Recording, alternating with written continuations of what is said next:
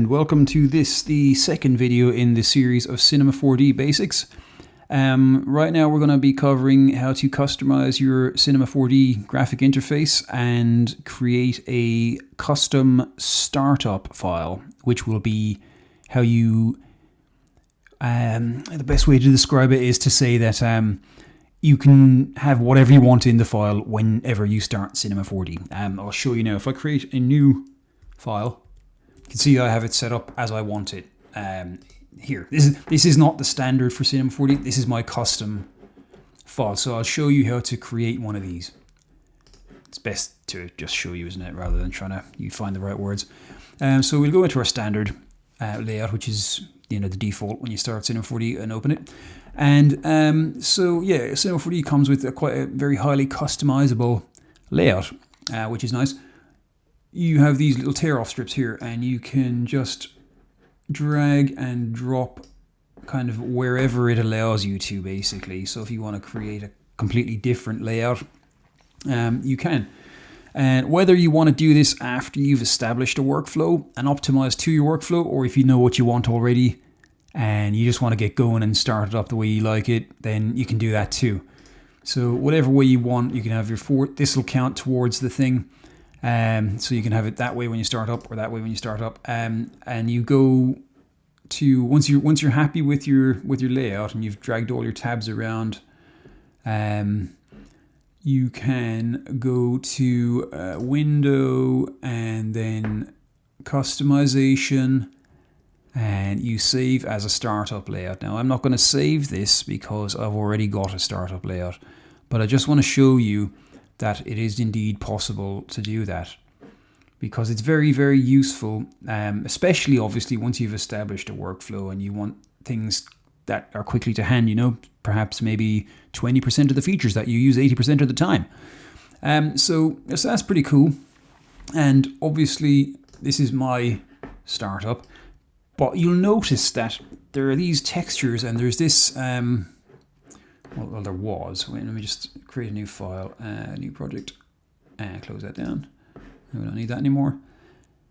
Yeah, so we have this is a studio rig that I created myself for mainly doing what I do is online visual merchandising and pack shots in Cinema 4D. And this gives me a high degree of customizability. I will be getting to this at some point, but I'm not going to cover it now. So yeah, you have all this, and this is actually really easy to do. So if if I was to kind of create a new file, delete all these, and just kind of create some different materials, this is a tear-off strip. You could have that as part of your startup if you wanted. A couple of default materials, change the color around a little bit, and this is the kind of thing I wanted to start with. Maybe I could stick a cube in there and press. You might remember this from our previous tutorial. If you press O on the keyboard, it goes straight up to the object you've selected. So basically all you need to do is go File, Save Project as, or if you save project, it'll save it as anyway, because it's not exactly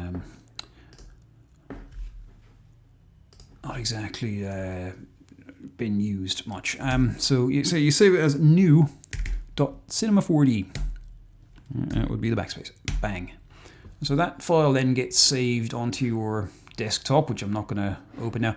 So what you need to do then is you go into your Finder. We're working on Macs here, I'm afraid. It's the same on PC. You just go into the Maxon folder. So there you go, Maxon Cinema 4D 2023, and you just drag it in here. See, I would overwrite my existing one, so I'm not going to do that, but that's how you do it. And then every time you start Cinema 4D, you've got this. So even if you start a new file, Command New or Command N, cancel that, Command N. That's it. It's there, and it's everything you want straight away. So you don't have to keep copy pasting stuff, and it's just really, really useful. And obviously, that will then save all your render settings as well that I will cover in a subsequent optimization video. But yeah, it just saves a lot of work, and it's a great little time saver.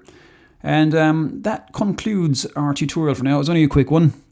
And I hope you've managed to find some value in this, and I wish you all the best with your 3D journey. Please, if you enjoyed this video, feel free to like and subscribe. And yeah, well, I should look forward to making the next one. All the best and toodles.